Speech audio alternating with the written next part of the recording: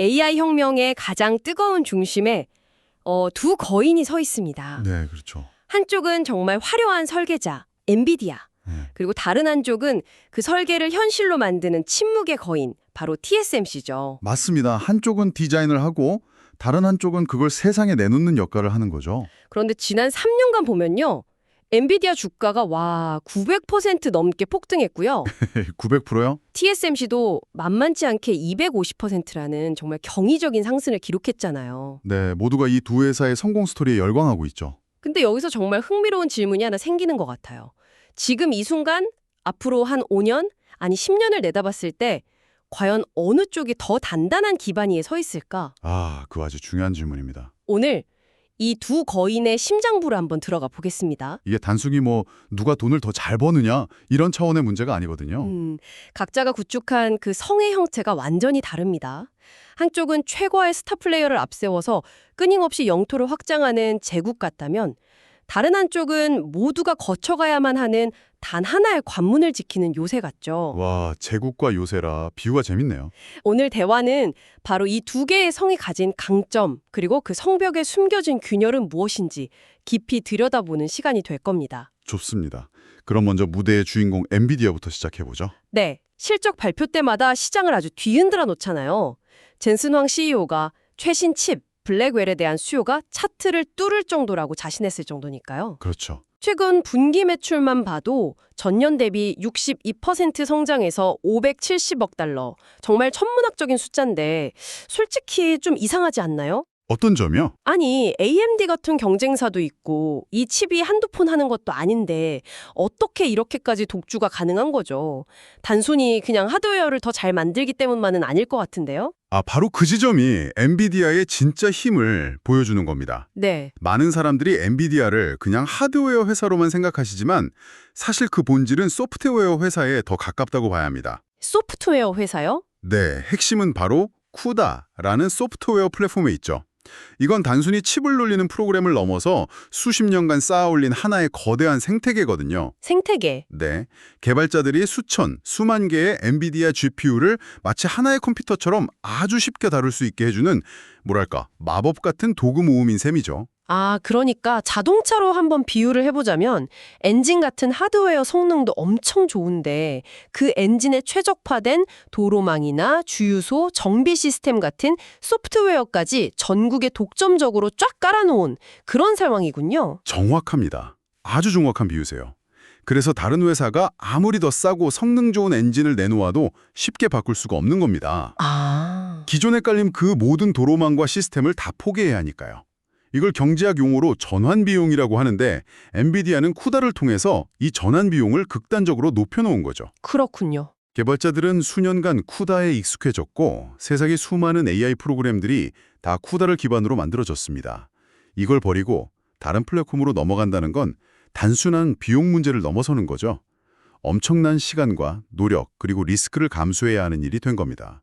와, 기술적인 해자를 소프트웨어로 아주 깊고 넓게 파놓았다는 말씀이시네요. 바로 그겁니다. 이렇게 강력한 엔비디아에게 약점이란 게 있긴 할까요? 물론 있습니다. 그리고 그 약점은 아주 역설적인 곳에 있죠. 역설적인 곳이요? 네, 바로 엔비디아에게 가장 많은 돈을 안겨주는 고객입니다. 고객이요? 잠깐만요.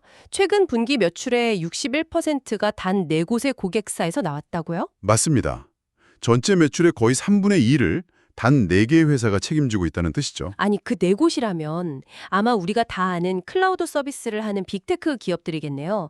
마이크로소프트, 아마존, 구글, 그리고 메타 같은? 정확합니다. 근데 그게 왜 약점이죠? 확실한 큰손 고객들이 있다는 건 오히려 좋은 일 아닌가요? 단기적으로는 그렇죠. 하지만 더 큰 그림에서 보면 이들은 그냥 고객이 아니라 잠재적인 최대의 경쟁자이기도 합니다. 경쟁자? 네, 이 회사들은 엔비디아 칩을 사주는 가장 큰 손이면서 동시에 엔비디아에 대한 의존도를 줄이기 위해 필사적으로 자체 AI 칩을 개발하고 있거든요. 와, 듣고 보니 정말 아이러니한 상황이네요. 매년 수십조 원어치 칩을 사주면서 속으로는 언젠가는 이 비용을 반드시 없애버릴 거야 라고 생각하고 있는 거죠. 그래서 여기서 이제 구글의 TPU 같은 것들이 나오는 거군요. 근데 그 TPU가 정확히 뭔가요? 엔비디아 GPU랑 어떻게 다른 건가요? 아주 좋은 질문입니다. TPU, 즉 텐서 처리 장치는요, 구글이 자신들의 AI 소프트웨어에 완벽하게 맞춰서 설계한 말하자면 맞춤 정장 같은 칩입니다. 맞춤 정자? 네. 특정 작업, 예를 들어 구글의 AI 모델을 돌리는 데 있어서는 엔비디아 GPU라는 최고급 기성복보다 훨씬 더 효율적일 수 있는 거죠. 아하. 반면에 엔비디아 GPU의 진짜 무서움은 어떤 AI 모델이든 잘 소화해내는 범용성에 있습니다. 고객사들이 엔비디아를 완전히 버리기 힘든 이유가 바로 여기 있죠. 아, 그럼 이 고객사들의 전략이라는 게 엔비디아를 완전히 대체할 만능 칩을 만드는 게 아니라 그렇죠. 적어도 자기 회사 서비스에 필요한 작업만큼이라도 자체 칩으로 해결해서 비용을 줄이려는 거군요. 바로 그겁니다. 심지어 메타가 구글의 TPU를 사용하는 방안을 검토한다는 얘기도 있던데요. 네, 그런 움직임도 있죠. 이건 마치 한 백화점의 VVIP 고객들이 모여서 야, 우리끼리 아울렛 하나 차릴까 하고 의논하는 것 같은데요. 하하, 흥미로운 비유입니다만 한 가지 다른 점이 있습니다. 네. 그 아울렛을 차리려면 수십조 원의 연구개발비와 10년 이상의 시간이 필요하다는 거죠. 단골들이 불만을 가질 순 있지만 당장 자신들만의 최고급 백화점을 여는 건 거의 불가능에 가깝습니다. 아, 그게 바로 엔비디아가 아직은 시간을 벌고 있는 이유입니다. 하지만 분명한 건 가장 큰 고객들이 적극적으로 탈출을 시도하고 있다는 그 사실 자체만으로도 엔비디아의 미래에 큰 불확실성을 더하고 있다는 점이죠. 정리하자면 엔비디아는 소프트웨어라는 강력한 성을 쌓았지만 그 성 안에서 가장 큰 영향력을 가진 영주들이 지금 끊임없이 독립을 꿈꾸고 있는 상황이군요. 네, 그렇게 볼 수 있습니다. 자, 그런데 이 모든 칩들, 엔비디아의 GPU든 구글의 TPU든 결국 누군가는 이걸 실제로 만들어줘야 하는 것 아닙니까? 맞습니다. 그 모든 최첨단 칩이 사실상 한 회사의 손에서 나온다는 점을 생각하면 이야기의 무게중심이 좀 옮겨가는 것 같습니다. 네, 바로 그 지점에서 무대 뒤에 거인 TSMC가 등장하는 겁니다. 드디어 나왔네요. 엔비디아가 헤드라인을 장식하는 동안 TSMC는 조용히 AI 혁명의 물리적인 기반을 만들고 있었던 거죠. 최첨단 반도체 위탁 생산, 즉 파운드리 시장에서 TSMC의 점유율이 70%가 넘습니다. 70%요. 네, 이건 뭐 사실상 독점이죠.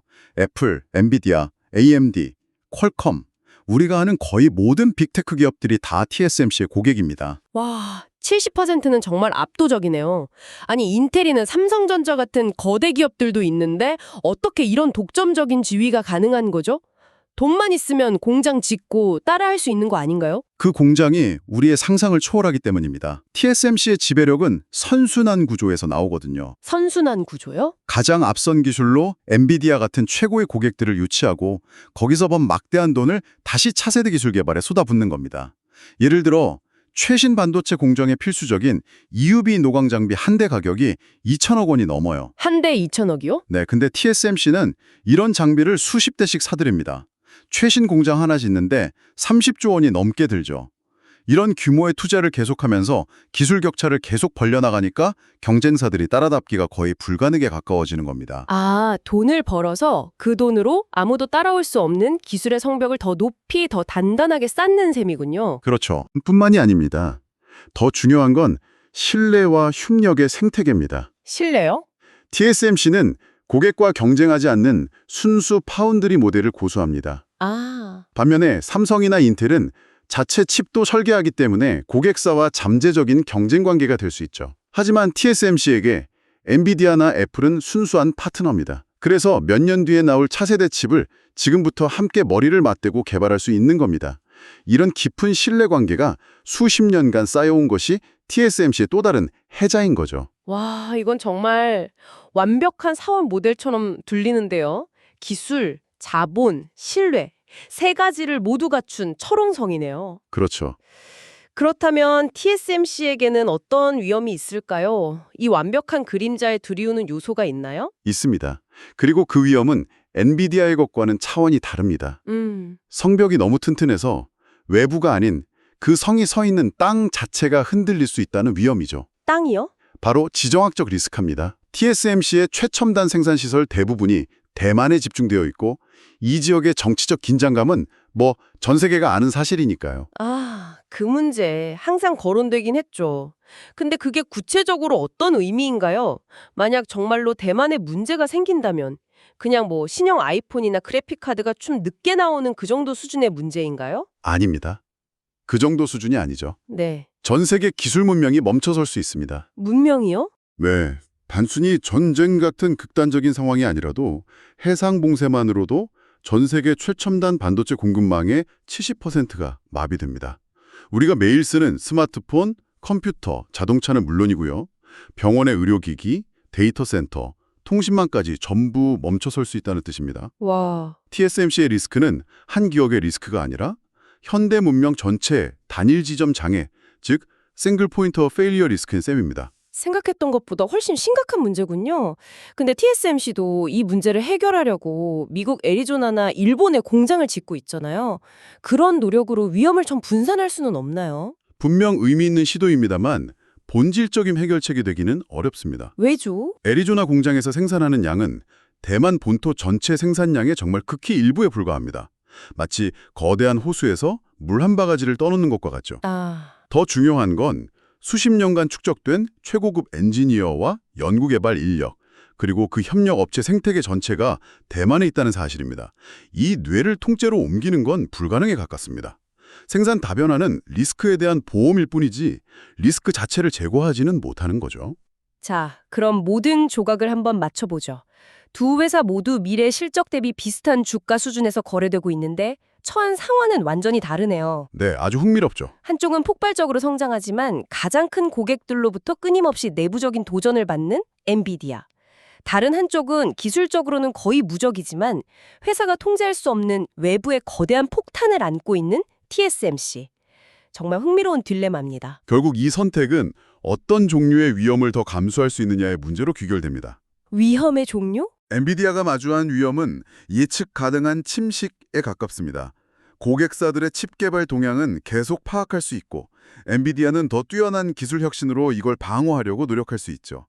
뭐랄까 싸움의 과정이 눈에 보입니다. 네. 은 언제 터질지 모르는 블랙스완입니다. 블랙스완. 네, 평소에는 아무 문제가 없다가 한번 터지면 모든 것을 잃을 수 있는 확률은 낮지만 파괴력은 엄청난 위험이죠. 그렇군요. 서서히 다가오는 위협과 갑자기 닥칠 수 있는 재앙 사이의 선택이네요. 맞습니다. TSMC는 그 재앙만 없다면 기술적 해자를 바탕으로 훨씬 안정적인 성장이 기대되는 반면에 엔비디아는 그 내부 경쟁의 파고를 잘 헤쳐나가야만 지금의 기대를 충족시킬 수 있는 거고요. 네, 그래서 분석가들도 재앙 수준의 변수만 없다면 TSMC가 꾸준한 실적 성장 기대치를 충족시킬 가능성이 더 높다고 보는 경향이 있습니다.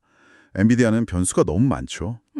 하지만 반대로 그 변수들을 모두 이겨냈을 때 그 잠재력은 엔비디아 쪽이 더 크다고 볼 수도 있습니다. 고위험 고수익이냐, 저위험 중수익, 물론 재앙 리스크는 제외하고요. 이냐, 바로 이 구도인 거죠. 오늘 대화를 한 문장으로 요약하자면 떠오르는 내부 경쟁에 직면한 슈퍼스타와 외부 위협에 노출된 독점적 기반 시설 사이의 대결, 이렇게 볼 수 있겠네요. 정말 어려운 선택입니다. 마지막으로 이런 질문을 한번 던져드리고 싶습니다. 네, 말씀해 주시죠. 우리는 지금까지 두 회사를 투자 관점에서 경쟁자로만 봤지만 사실 이 둘은 서로가 없으면 존재하기 힘든 깊은 공생관계잖아요. 아, 맞네요. 공생관계. 엔비디아의 혁신적인 설계는 TSMC의 최첨단 공정 없이는 그냥 종이 위의 그림일 뿐이고 TSMC의 막대한 성장은 엔비디아라는 최대 고객이 있기에 가능했죠. 그렇죠. 그렇다면 진짜 흥미로운 질문은 둘 중 누가 더 나은가가 아니라 각자의 위기가 현실화될 때 이 공생관계는 어떻게 진화할까가 아닐까요? 만약 대만 해협의 긴장이 고조된다면 엔비디아는 TSMC를 지키기 위해 어떤 행동을 할까요? 반대로 고객사들의 이탈로 엔비디아의 성장이 둔화된다면 TSMC는 어떤 새로운 성장 동력을 찾아 나설까요? 이 둘의 관계가 앞으로 어떻게 변해갈지 지켜보는 것이야말로 AI 시대의 미래를 엿볼 수 있는 가장 흥미로운 관전 포인트입니다.